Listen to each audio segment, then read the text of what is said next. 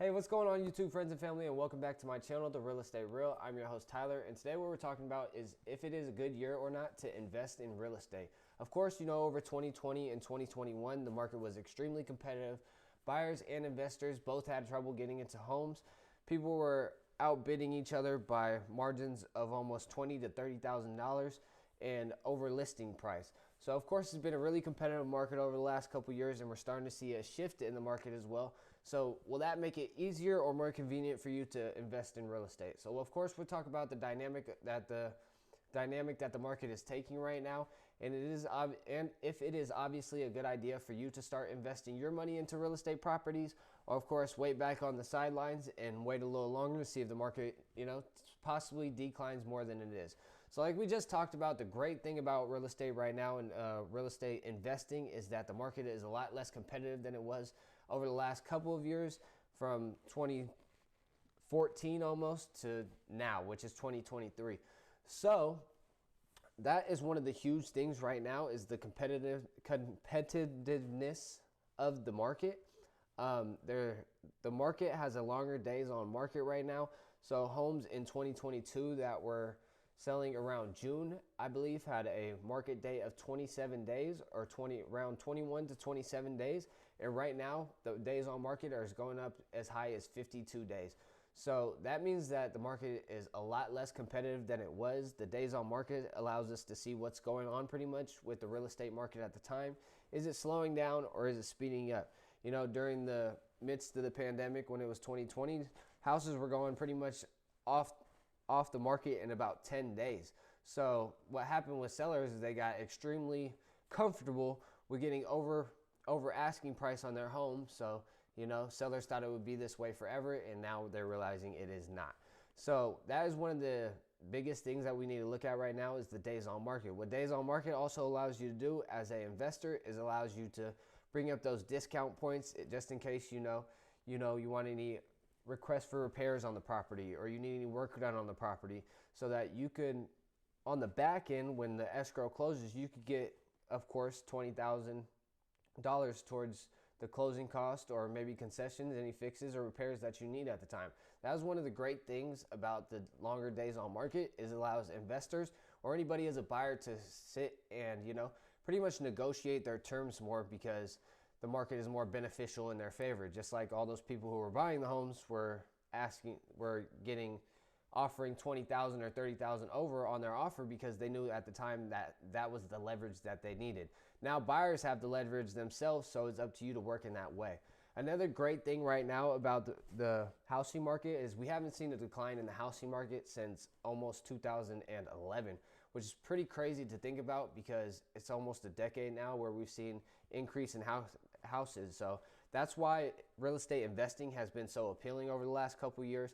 Even those people who bought a home in 2020, they have seen about $40,000 or $50,000 in equity over the last couple of years, but now that is declining some because of the current market shift that we're going into.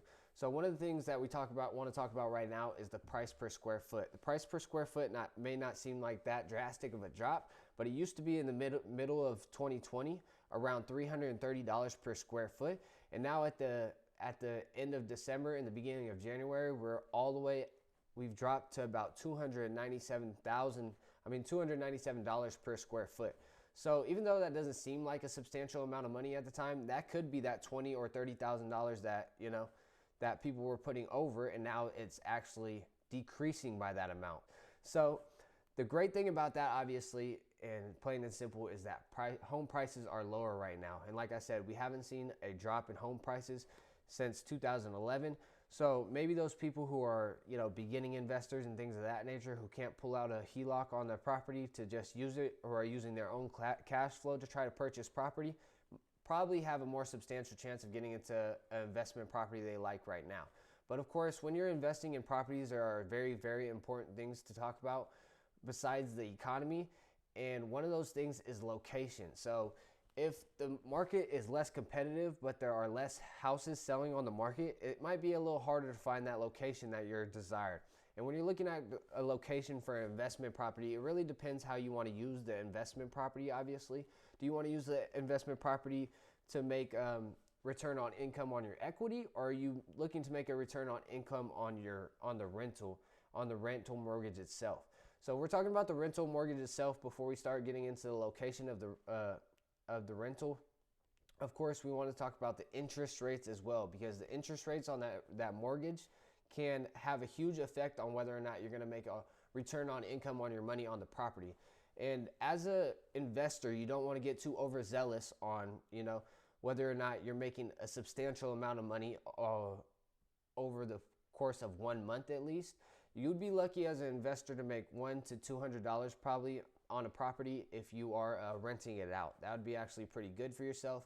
And of course, you want to look later on to see, look to see what your criteria is to make on a return on income on investments, of course.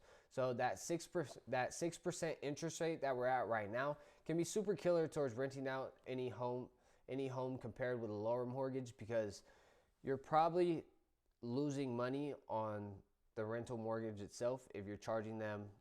People don't want to pay a substantial amount on rent, just like you don't want to pay a substantial amount on mortgage. So if your mortgage is $2,500 a month and you're charging your tenant $2,700 to stay in the property, you're making a return income of $200 a month, which is, pretty fair for your first investment property. You don't, like I said, you don't want to go too far and out there. So that is one of the things that you need to take into consideration, is the interest rate right now. And that is one of the downsides of possibly buying an investment property right now.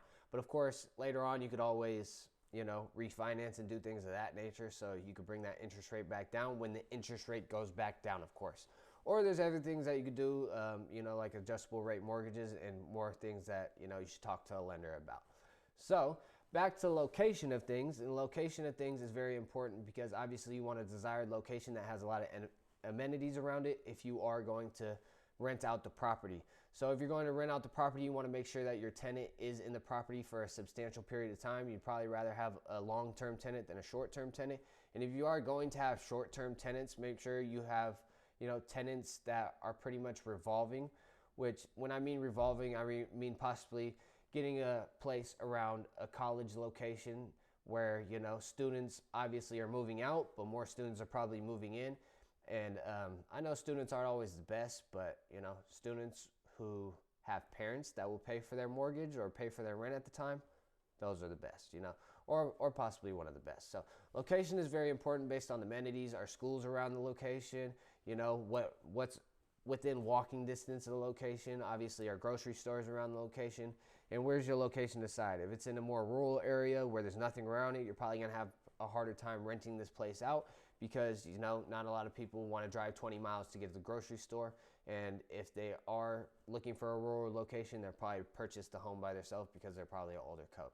So like I said before, the lack of inventory can prevent from gaining a location that you would have that you like, that is pretty highly desirable. So if I'm going to say anything about the investment process in the real estate business, it's a lot about patience and knowing what criteria you have and what criteria you would like to buy to fit into your portfolio.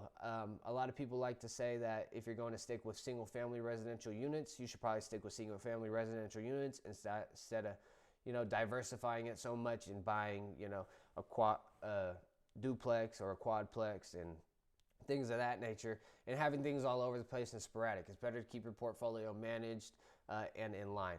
So as usual, get around like-minded individuals who can obtain and give you knowledge on your real estate goals.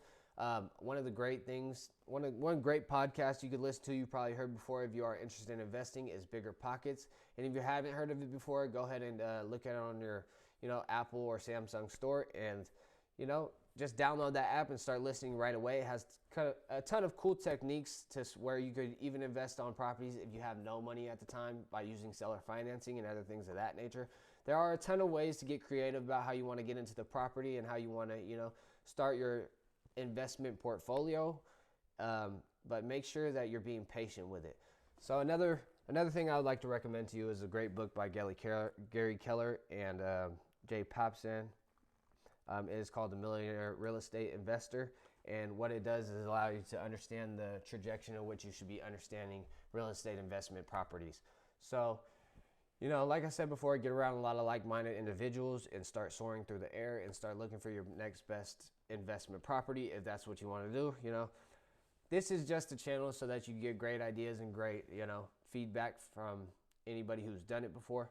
So, of course, we appreciate you watching, and I hope you go out there and, you know, just chase your dreams, baby. Chase your dreams. So, that's all I have for you today. Like and subscribe to my videos. Comment below if you want to, of course. And if you ever need anything, you know, reach out to me. I love to talk to people about pretty much anything real estate investing or real estate needed. So, thanks for watching today, and I love you guys. See you soon.